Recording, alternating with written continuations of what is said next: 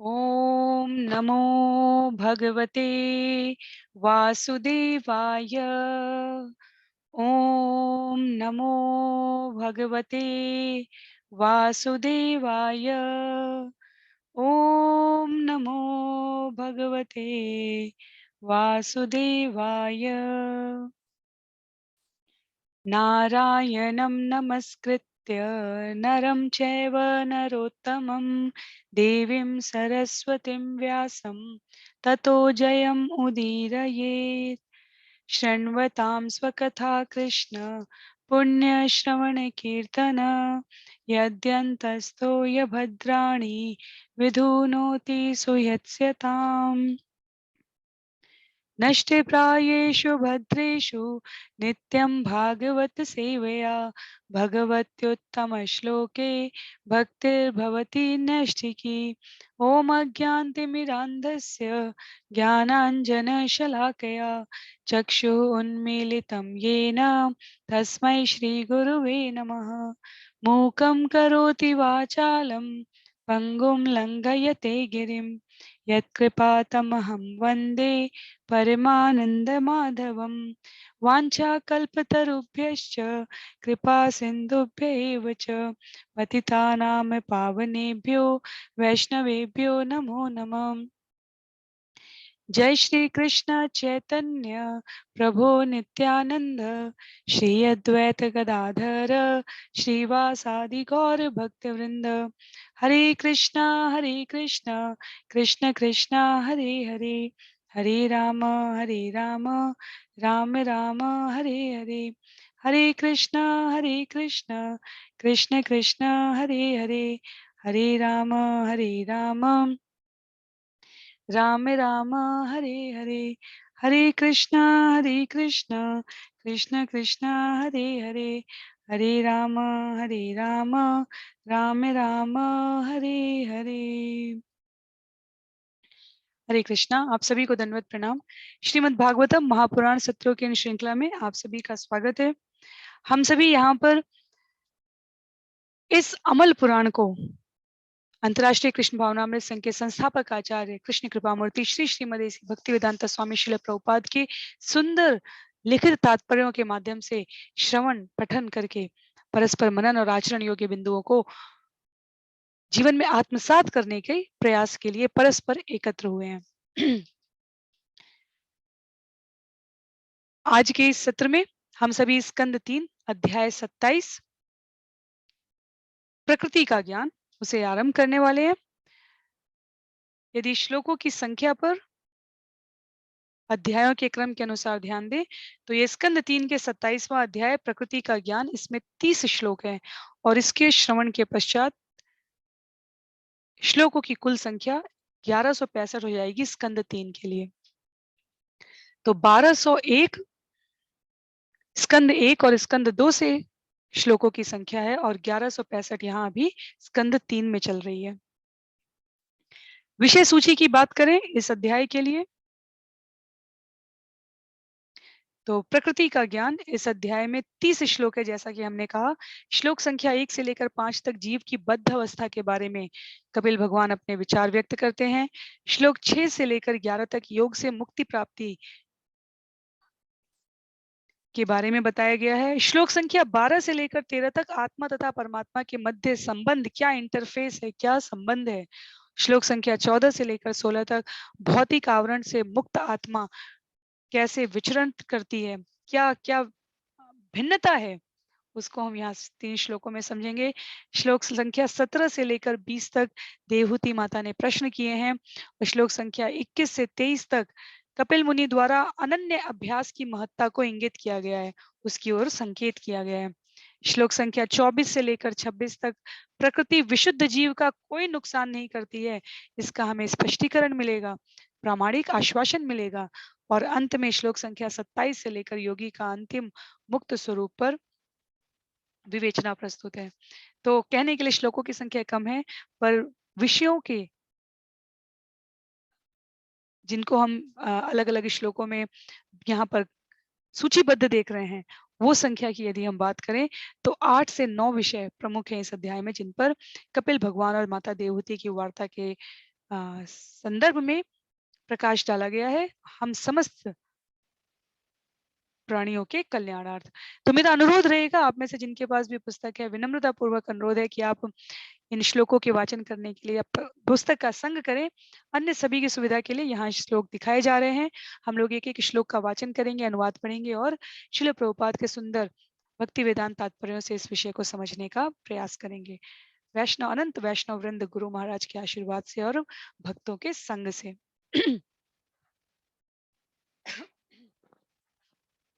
तो आरंभ करते हैं अध्याय 27, स्कंद 3 अध्याय 27 श्लोक संख्या 1 से।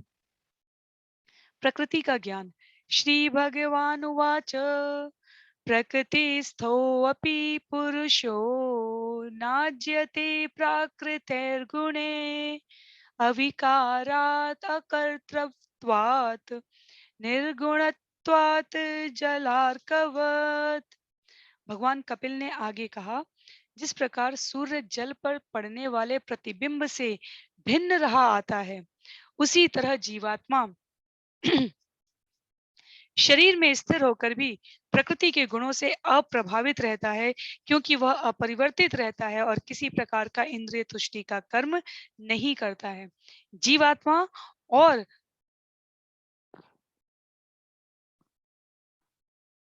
शरीर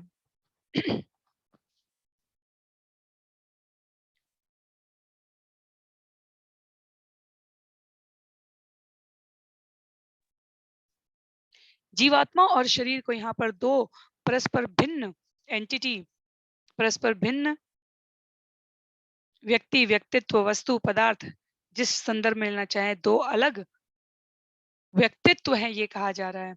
जैसे सूर्य जल में पड़ने वाले प्रतिबिंब से भिन्न है, वैसे ही जीवात्मा इस शरीर से भिन्न है, क्योंकि शरीर पर भौतिक प्रकृति के गुणों का प्रभाव पड़ता है। हम सभी को ज्ञात है 3 प्रकार के गुणों का, लेकिन आत्मा इससे अप्रभावित है, क्योंकि वह अपरिवर्तित है और किसी भी प्रकार के इंद्रिय तुष्टि के कर्म में नहीं लगते। इस ज्ञान को श्रवण करने से यदि हम इसे सही मार्गदर्शन में ना करें, तो प्राणी क्या समझ लेता है, शरीर शरीर अगर किसी प्रकार का कुकर्म कर रहा है, तो उसका परिणाम यही मिल गया, नष्ट हो गया, खत्म बात। क्योंकि आत्मा तो अपरिवर्तनीय है, किसी प्रकार के इंद्रिय तृप्ति के कर्म में नहीं लगी है और प्रकृति के गुणों से अप्रभावित है। ये वास्तव में अपूर्ण सत्य है। श्रील प्रभुपाद इसको अनेक स्थानों पर प्रभाव डालते हुए समझाते हैं। आत्म तत्व को समझने के लिए उसे अपरिवर्तनीय, इंद्रिय तुष्ट से रहित और प्रकृति के गुणों से अप्रभावित कहने का आशय ये है कि जीव के पास सदैव ये ऑप्शन होता है, ये विकल्प होता है कि वह अपने शाश्वत शरीर को प्राप्त करने के लिए आत्मा के सहयोग से प्रयास कर सके, शरीर को साधन के रूप में प्रयोग कर सके। इसका अर्थ ये नहीं है कि किसी भी प्रकार के कर्म को करने से हमें उसके फल बंधन में बंधना नहीं पड़ेगा, तो ये बिल्कुल नहीं समझना चाहिए। अविकार का अर्थ हो गया परिवर्तन रहित, भगवत गीता में भी इसे बताया गया है। तो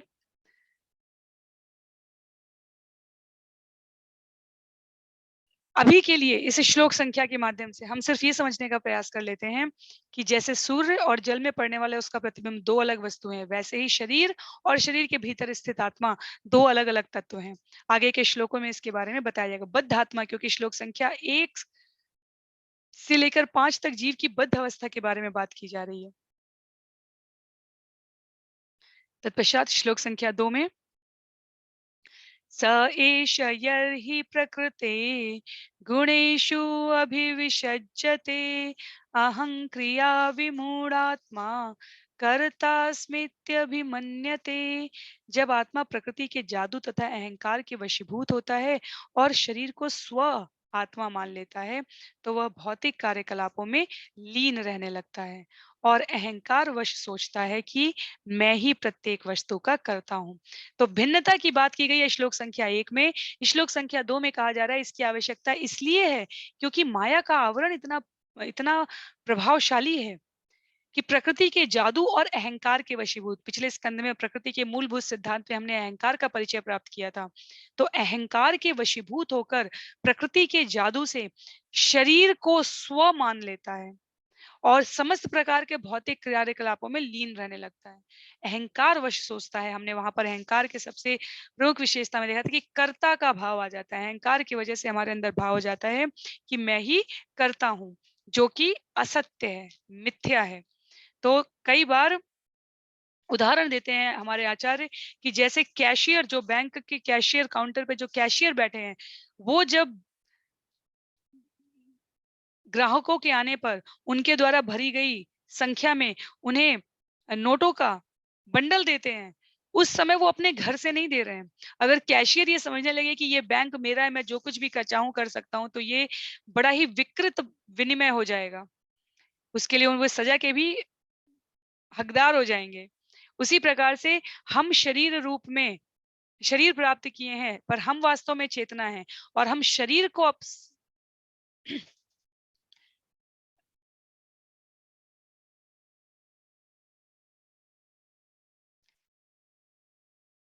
हम शरीर को सत्य मानकर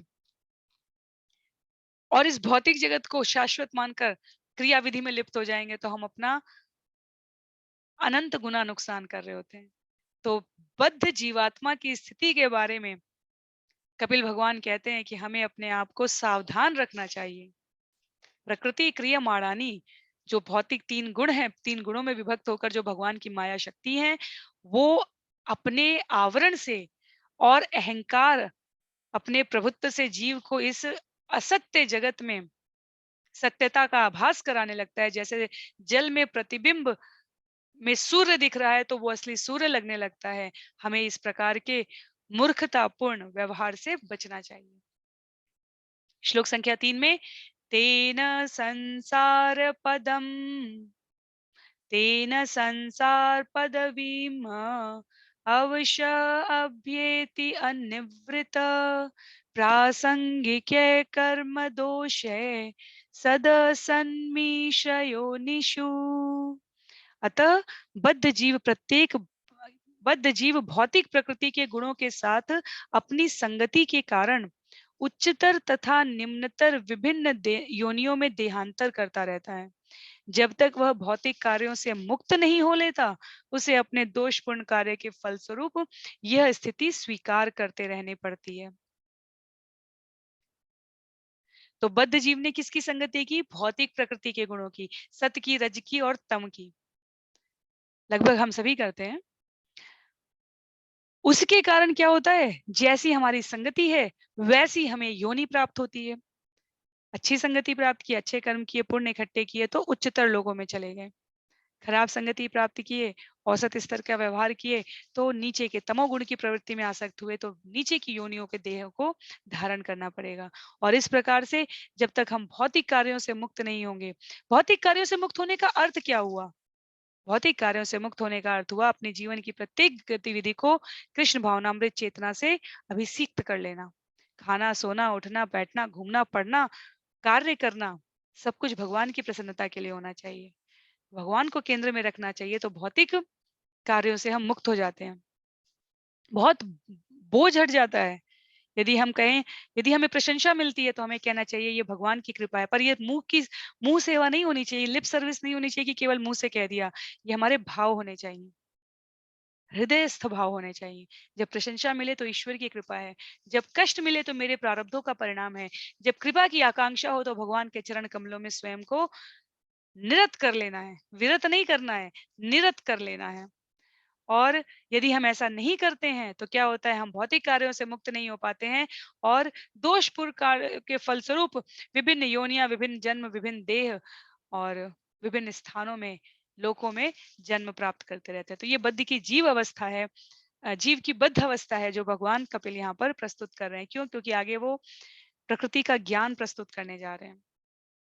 श्लोक संख्या 4 में, अर्थे हि विद्यमानेऽपि संसृतिर्न निवर्तते ध्यायतो विषयानस्य स्वप्नेनर्थ आगमो यथा।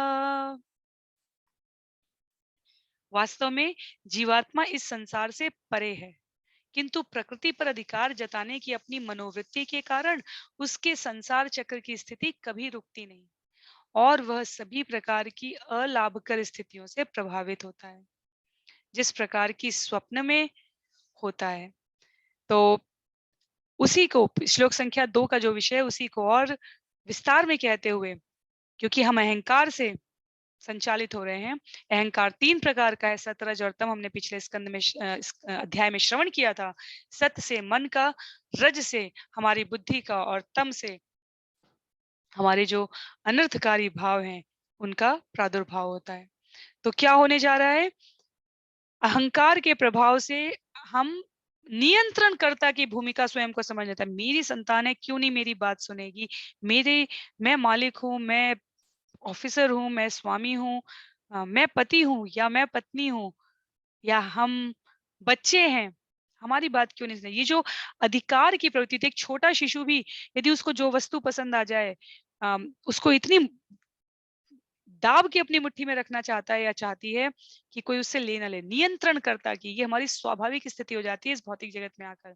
और इस मनोवृत्ति के कारण संसार चक्र की स्थिति रुकती नहीं है ऐसे जीवों के लिए। सभी प्रकार की अलाभकर स्थिति से प्रभावित होता है। जैसे स्वप्न में हमें लगता है कि जैसा भी भाव हो, अच्छा या बुरा, जिस प्रकार की प्राप्ति लगे वैसे ही हमारे मनोभाव होने लगते हैं। वैसे ही इस भौतिक जगत में मिलने और बिछड़ने के क्रम में हम अपने लाभ और हानि ढूंढने लगते हैं। और श्रील प्रभुपाद कहते हैं कि व्यास मुनि ने कहा है ये अलाभकर है, अलाभकर प्रवृत्ति है। जैसे हम अपने सामने किसी छोटे जीवों को देखें ना, चींटी को देखें, अ, मक्षिका को देखें, तो क्या दिखता है हमें? फल कटा हुआ रखा है या चीनी के कुछ दाने गिरे हुए हैं, और बस ये नहीं कि उसका आनंद ले लें उस समय में, उसको संचय करेंगे या उसी पर बार-बार बैठेंगे। तो कई बार इसीलिए कहा था ना, ब कई बार चींटियाँ इतने मीठे में कि उनको पता है कि उनकी जान चली जाएगी। जैसे दीपक के पास के फतंगे होते हैं उड़ने वाले, जो छोटे-छोटे जीव होते हैं पाखी की तरह, वो क्या करते हैं? उसी प्रकाश के स्रोत पर अपने को बार-बार मारते रहेंगे, बार-बार मारते रहेंगे। वर्षा के ऋतु में हम ऐसा देख सकते हैं। रात को वो प्रकट होते हैं और जब सुबह देखने जाओ तो जिस लाइट, बल्ब, लालटेन, जिस भी प्रकाश के स्रोत के पास वो रात भर प्रयास करते हैं, वहीं पर मर के गिरे हुए होते हैं। तो हमारी स्थिति, यदि हम भौतिक संसर्ग में हैं, प्रकृति के 3 गुणों से प्रभावित हैं, तो बिल्कुल इन्हीं के प्रकार हो जाती है। कोई लाभकर स्थिति में नहीं होते हम। श्लोक संख्या 5 में कहते हैं कपिल भगवान, अत एव सनश्चित्तं प्रसक्तम् असतां पथि भक्ति योगेन तीव्रेण विरक्तया च नयेद्वशम्। प्रत्येक बद्ध जीव का कर्तव्य है कि वह भौतिक सुख उपयोग के प्रति आसक्त अपनी दूषित चेतना को विरक्ति पूर्वक अत्यंत गंभीर भक्ति में लगावे। इस प्रकार उसका मन तथा चेतना पूरी तरह वश में हो जाएंगे। तो ये एक तरीके से कपिल मुनि का सीधा मार्गदर्शन है प्राणियों को, कि हम सब जो बंधे हुए हैं, निश्चित रूप से हम बंधे हुए हैं। कोई नहीं कह सकता कि हम इस जगत में हैं और हम बद्ध जीव नहीं हैं। यदि हम बद्ध जीव नहीं होंगे तो हम इस जगत से जा चुके होंगे, वो अंतिम अवस्था के बाद की बात है। पर हम इस जगत में आए हैं, इसका मतलब है हम बद्ध जीव हैं। और इसलिए मुक्ति की विधि को यहाँ पर अत्यंत सुंदर ढंग से समझाते हुए कपिल भगवान कहते हैं कि मनुष्य का यह सोचना कि वह स्वयं भोगता है, स्वयं करता है या समस्त जीवों का मित्र है, यही उसके इस जगत में बंधे रहने का कारण है। ये जो मिथ्या विचार है, ये इंद्रिय भोगने के चिंतन का परिणाम है। मनुष्य सोचता है मुझे आदर मिले, मेरी पद प्रतिष्ठा बढ़े, मेरा बैंक बैलेंस, धन संचय बढ़े, मेरी यश कीर्ति होनी चाहिए। तो ये जो इंद्रिय भोग का चिंतन करता है ना, इस प्रकार से अपनी इंद्रियों को तुष्ट करना चाहता है, ये मिथ्या विचार ही वास्तव में यहाँ बंधन का कारक है। और इसलिए श्रील प्रभुपाद कहते हैं कि बद्ध जीव इस विषय को इतनी आसानी से नहीं समझ सकता जब तक वो प्रकृति के मायाजाल में फंसा हुआ है। उसे लगे कि मैं परमार्थवादी कार्यों में लग रहा हूँ, राष्ट्रीय तृप्ति के कार्यों में लग रहा हूँ, परोपकारी कार्यों में लग रहा हूँ। ये कार्य नहीं गलत कहे गए हैं, पर इन कार्यों के परिणाम स्वरूप जो प्राप्ति है फल की, वो हम नहीं सेवन करेंगे।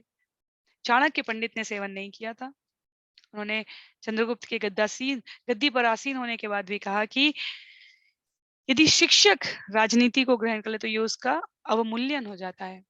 इसका अर्थ ये नहीं था कि चाणक्य ने चंद्रगुप्त के द्वारा मार्गदर्शन, जो ब्राह्मण क्षत्रिय वैश्य शूद्र की व्यवस्था है, वर्ण व्यवस्था जिसे भगवान ने स्वयं बनाया, उसका भली भांति पालन किया है चाणक्य ने, भली भांति मार्गदर्शन देने का कार्य। तो भौतिक इच्छा की तृप्ति नहीं कि अब मैं, जिसको मैं 5 वर्ष की अवस्था में असहाय हालत में मगध में जब राजा नंद से मिलने गया था तब लेकर आया था, और आज देखो 13-14 वर्षों के प्रयास के पश्चात करीब करीब पूरे स्थापित होने में 18-20 वर्ष लगे थे चंद्रगुप्त को। 20 वर्ष बाद नंद का शासन जो है, धनानंद का शासन धराशायी हुआ था, पर विजय उसके कुछ एक वर्षों पहले ही भी मिलने लगी थी। तो ऐसा नहीं कहा चाणक्य ने कि देखो तुम आज से 15-20 साल पहले कहाँ थे और मैंने तुम्हें कहाँ पहुंचा दिया, जिस गद्दी पर तुम बैठे हो, जिस ऐश्वर्य को तुम भोग रहे हो, उसमें मेरा भी अधिकार है। चाणक्य ने ऐसी बातें नहीं कही। कहने का अभिप्राय ये है कि हमें यदि ये कार्य करने हैं तो इसको अपनी इंद्रिय तृप्ति के लिए नहीं करना है। एक चाणक्य और चंद्रगुप्त का सकारात्मक उदाहरण है, एक भगवान कृष्ण और अर्जुन का सकारात्मक उदाहरण है।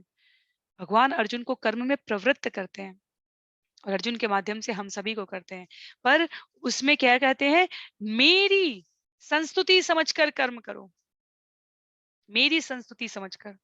तो हमें भी अपने जीवन में वही भाव धारण करना है। भगवान की सेवा अत्यंत गंभीरता पूर्वक करने के लिए विषय में हमें अपने आप को ट्रेन करना है, अभ्यास कराना है अपना।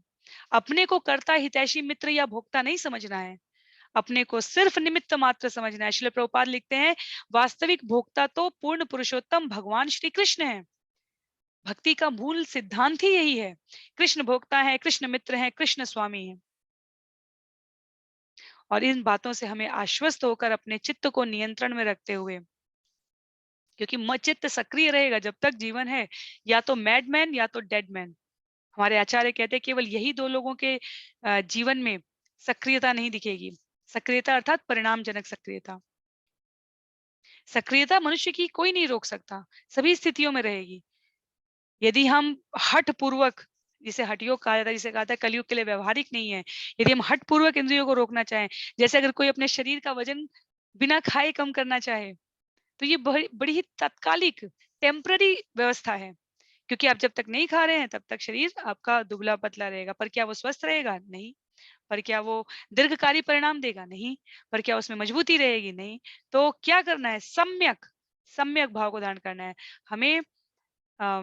अपने आप को हिष्ट पुष्ट स्वस्थ बनाए रखते हुए सभी प्रकार की बीमारियों से दूर रहने के लिए, शरीर को स्वस्थ रखने के लिए जो मार्ग बताए गए हैं उसको तो हठ पूर्वक हम नहीं कर सकते। सार बात यह है कि हठ पूर्वक कितने दिन तक नहीं खाएगा व्यक्ति, कितने ये व्यवहारिक नहीं है। न खा के वजन को कम करना ये व्यवहारिक नहीं है। क्या खाना है और क्या नहीं खाने हैं का विचार करके वजन कम करना ये व्यवहारिक है। तो इंद्रियां कार्य ही नहीं करेंगी, ऐसा सोचना मूर्खता है, व्यर्थ है, क्योंकि यह तो संभव ही नहीं है। एक बच्चा भी कार्य कर रहा होता है, भले वो कोई परिणाम युक्त ना दिखे, पर वो कार्य कर रहा होता है। तो इंद्रियों को कार्य में लगाना है। किस कार्य में? भगवत सेवा के कार्य में। इंद्रियों की सक्रियता को हम कृत्रिम तरीके से रोकेंगे तो प्रयास असफल हो जाएगा।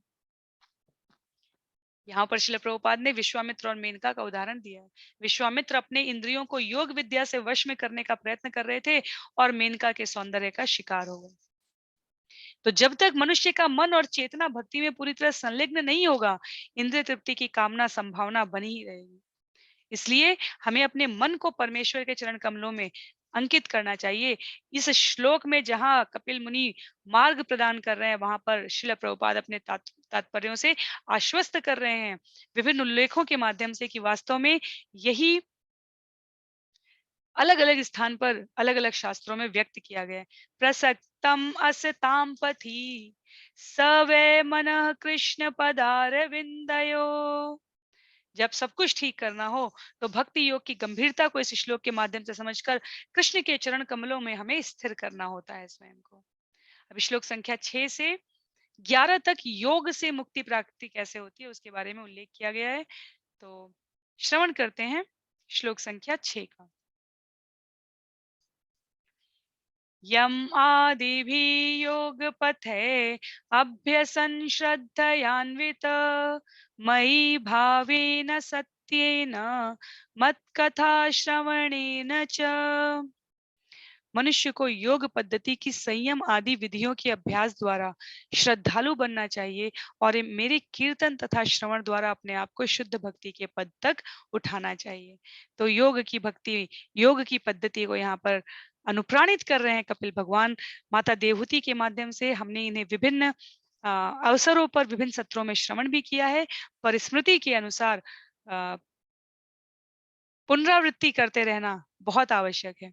तो भगवत गीता में यदि हम स्मरण करें तो योग अभ्यास की कितनी विधियां बताई गई हैं? 8 विधियां। यम, नियम, आसन, प्राणायाम, प्रत्याहार, धारणा, ध्यान तथा अंत में समाधि। समाधि का भाव होता है बाहरी जगत के सभी प्रकार के आकर्षण से स्वयं को डिस्कनेक्ट करते हुए, त्यक्त करते हुए हृदयस्थ स्थित परमात्मा के रूप में ध्यान लगाना का प्रयास करना।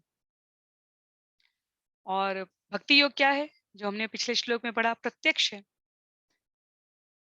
अन्य विधियों की तरह अप्रत्यक्ष नहीं है। एकांत ढूंढना, मृगशाला ढूंढना, 3 घंटे तक ऋण, कमर की हड्डी, गर्दन सिर एक सीध में रखना, नेत्रों को बंद रखना, लंबी श्वास लेना, इस प्रकार की क्रिया करने के पश्चात क्या होगा?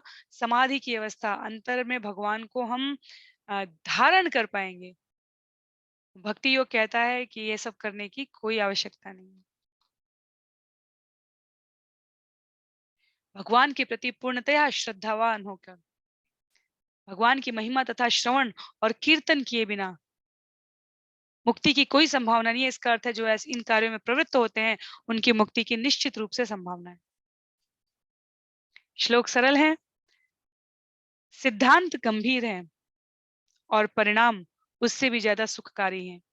तो इसलिए हमें विचार पूर्वक इन्हें धारण करना है। श्लोक संख्या 7 में, सर्वभूत समत्वेन निर्वैरेण अप्रसंगत ब्रह्मचर्येण मौनेन स्वधर्मेण बलीयसा। भक्तिमय सेवा संपन्न करने में मनुष्य को प्रत्येक जीव को समभाव से एवं किसी के प्रति शत्रुता रहित होते हुए घनिष्ठता से रहित होकर देखना होता है। उसे ब्रह्मचर्य व्रत धारण करना होता है, गंभीर होना होता है और कर्म फलों को भगवान को अर्पित करते हुए अपने नित्य कर्म करने होते हैं। 6-7 बिंदु बता दिए गए हैं इस एक श्लोक में। क्या कहा जा रहा है? समभाव, सुख दुखे समय कृत्वा लाभा लाभो जया जयो। भगवत गीता कहती है सुख में, दुख में, अभाव में, समस्त स्थितियों में अपने आप को समभाव धारण करने के लिए।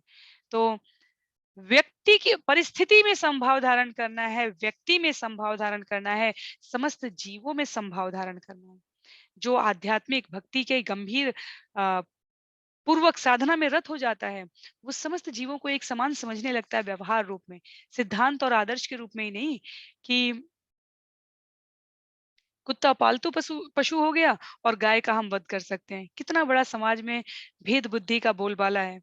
गाय हमें दूध देती है, गाय हमें हिष्ट पुष्ट रहने के लिए अनेकों पदार्थ, उसके मलमूत्र से भी हमारे खेतों की खादों की, आयुर्वेद की, सब प्रकार से हितकारी है। और उस गाय को हम मार देते हैं और कुत्तों के लिए संस्थाएं जो है जो पीछे पीछे जीवन भर उसके आपको चलना है। इसमें कुत्ते को निम्न और गायों को श्रेष्ठ नहीं बताया जा रहा है। गाय श्रेष्ठता में भगवान का नाम गोविंद है, वो अलग विषय है। पर कहने का विषय है कि हम किन परिस्थितियों में अपने आप को ढाल रहे हैं, लाभ कर या अलाभ कर।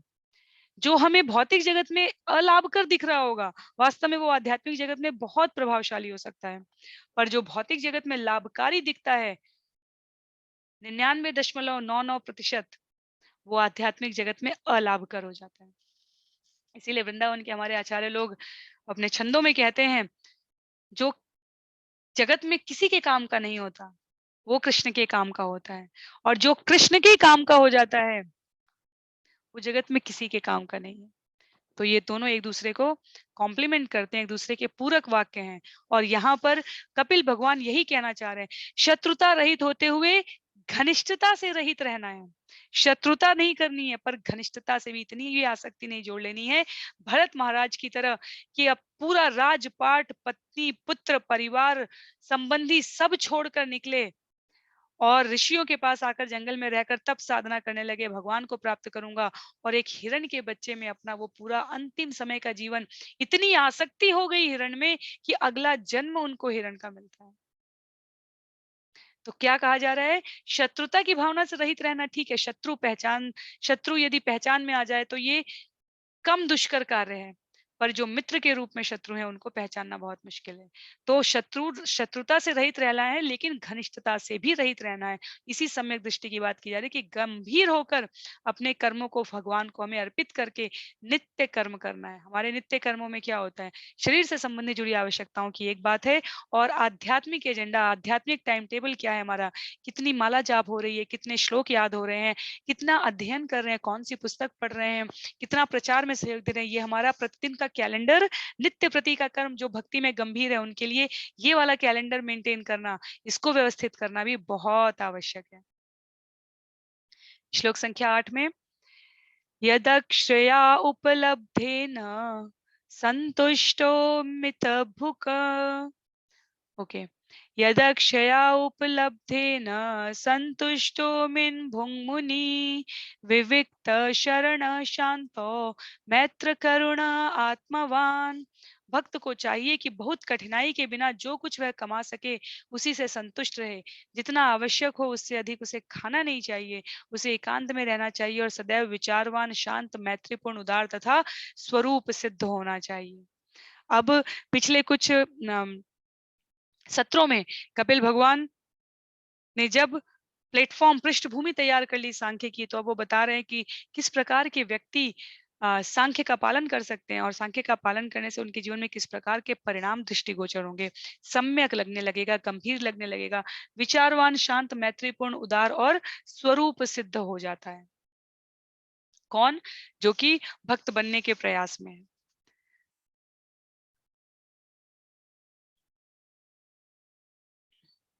अंतिम 2 श्लोक आज के सत्र के लिए। श्रील प्रभुपाद ने इस श्लोक 8 के लिए 5 से 6 पेज का तात्पर्य लिखा है। तो हम समझ सकते हैं कि उनका अनुरोध यही है कि यदि हम एक भी श्लोक पढ़ रहे हों, तो हमें पूरे कृष्ण भावनामृत चेतना का ये जो अभियान है, इसका हमें सार समझ में आ सके।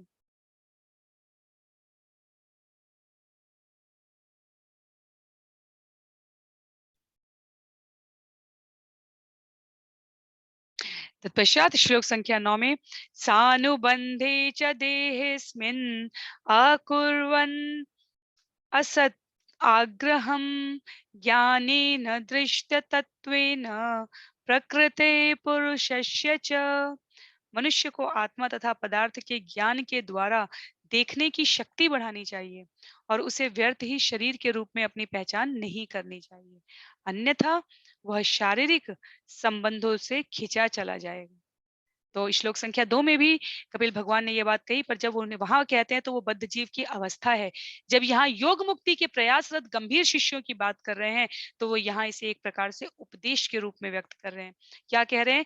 आत्मा तथा पदार्थ के अंतर को ज्ञान द्वारा देखने की बुद्धि विकसित करनी है हमें, ये विवेक जागृत करना है और व्यर्थ ही शरीर के रूप में अपनी पहचान नहीं करनी है। इसका अर्थ क्या हुआ? अति नहीं करनी है, सम्यक रूप से सब कुछ भगवान को समर्पित करना है। यदि हम अति करेंगे तो क्या करेगा? होगा शारीरिक संबंधों से खिंचा इस जगत में पुनः आता रहे। हमें उससे बचने का निश्चित रूप से प्रयास करना है।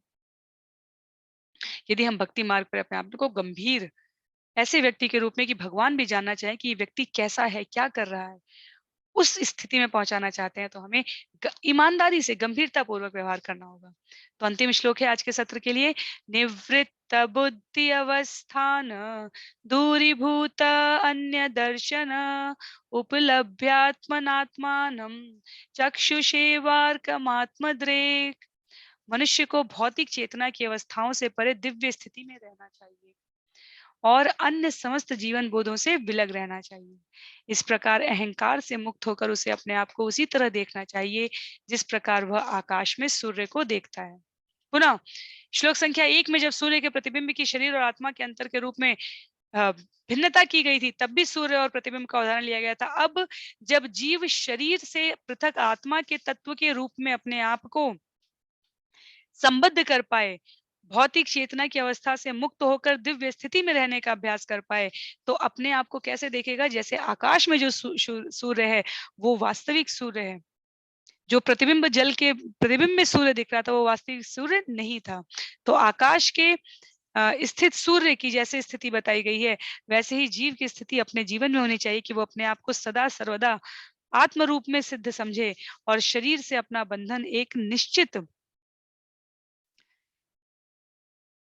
क्रियान्वयन के लिए उपस्थित रखें।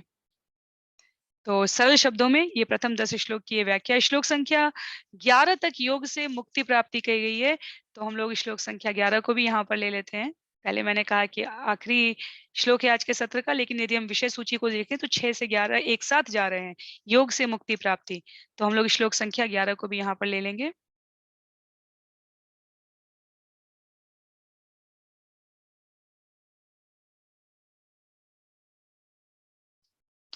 मुक्तलिंगम सदाभासम असति प्रतिपद्यते सतो बंधु असक्चक्षु सर्वानुस्यूतम अद्वयम्। मुक्त जीव को उस परमेश्वर का साक्षात्कार होता है जो दिव्य है और अहंकार में भी प्रतिबिंब के रूप में प्रकट होता है। वे भौतिक कारण के आधार हैं तथा प्रत्येक वस्तु में प्रवेश करने वाले हैं। वे अद्वितीय हैं और माया के नेत्र हैं। माया अपने आप में हमें इतनी प्रभावशाली लग रही है भौतिक जगत में, भगवान की शक्ति के रूप में, और भगवान की माया के नेत्र कौन है? परमेश्वर की बात की जा रही है।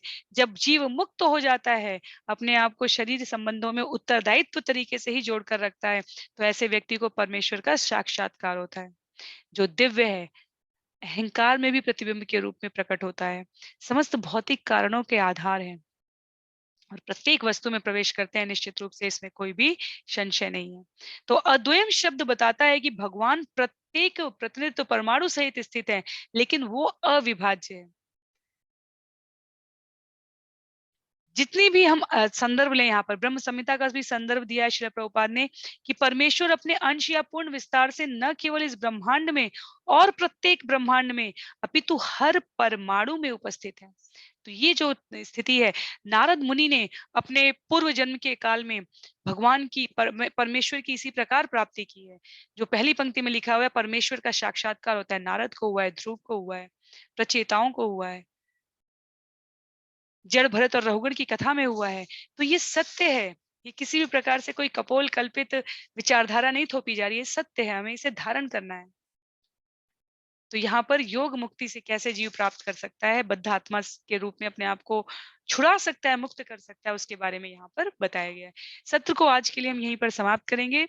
श्रील प्रभुपाद की जय, श्रील गुरुदेव की जय, अनंत कोटि वैष्णव वृंद की जय, श्रीमद् भागवतम महापुराण की जय। हरे कृष्णा।